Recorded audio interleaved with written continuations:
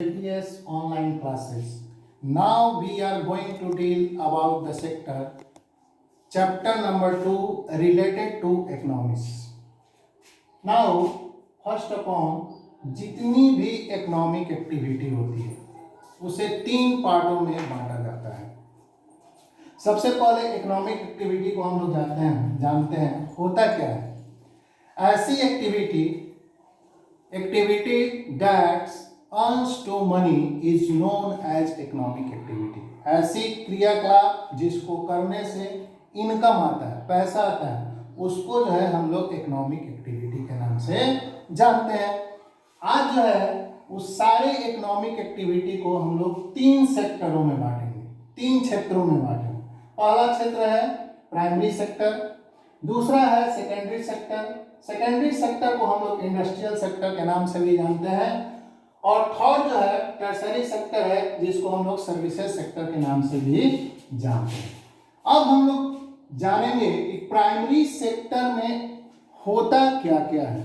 Primary sector जो nature से related work हो, जैसे agricultural activity, fishing, forestry, dairy, ये सारे जो है प्राइमरी सेक्टर के अंतर्गत आते हैं।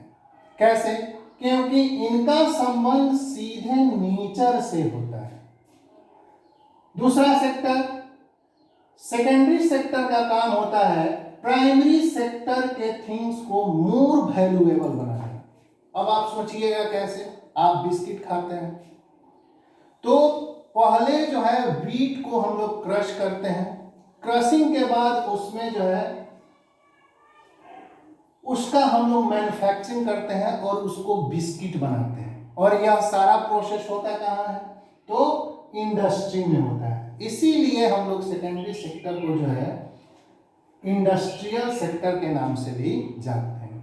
अब बताइए इन दोनों के काम को बाखूबी निभाता कौन है?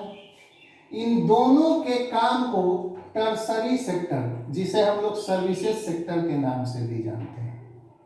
सर्विसेज सेक्टर का मतलब होता है जो आपको सर्विस मुहैया कराए, इसी को हम लोग सर्विसेज सेक्टर कहते हैं। जैसे बैंकिंग हो गया, आपका पोस्टमैन हो गया, पुलिस ऑफिसर हो गया, एक्सेट्रा एक्सेट्रा, जो भी सर्विसेज, हमें भी ले लीजिए, टीचर है, हम आपको सर्विसेज दे रहे हैं, दैट मीन्स यह भी जो है टर्सरी सेक्टर के अंतर्गत आता है।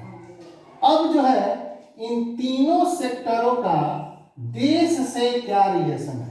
किसी भी देश के इकोनॉमी को ग्रोथ करने के लिए इन तीनों सेक्टरों का योगदान जो है बहुत महत्वपूर्ण होता है। हाउ? तो प्राइमरी सेक्टर क्या करते हैं कि नेचर से रिलेटेड सारे चीज का प्रोडक्शन करते हैं, और इसका जो है रिफॉर्मिंग सेकेंडरी सेक्टर करता है, और सेकेंडरी सेक्टर के रिफॉर्मिंग थिंग्स को डोर टू डोर सर्विसेज जो है सर्विसेज सेक्टर करता है। अब बताइए तीनों एक दूसरे से इंटीग्रेटेड है ना?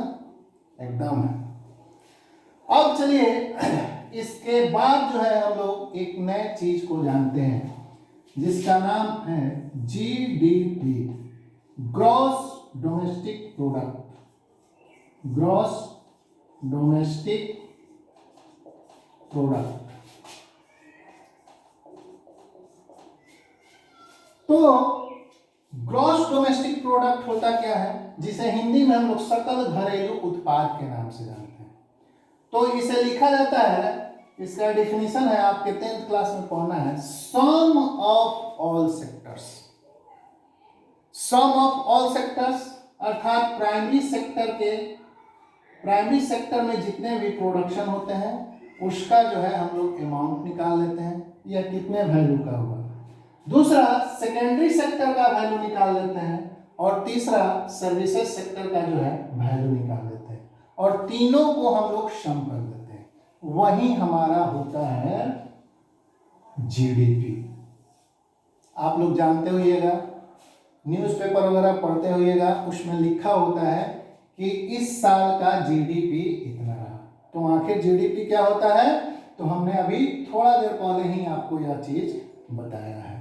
Thank you everyone.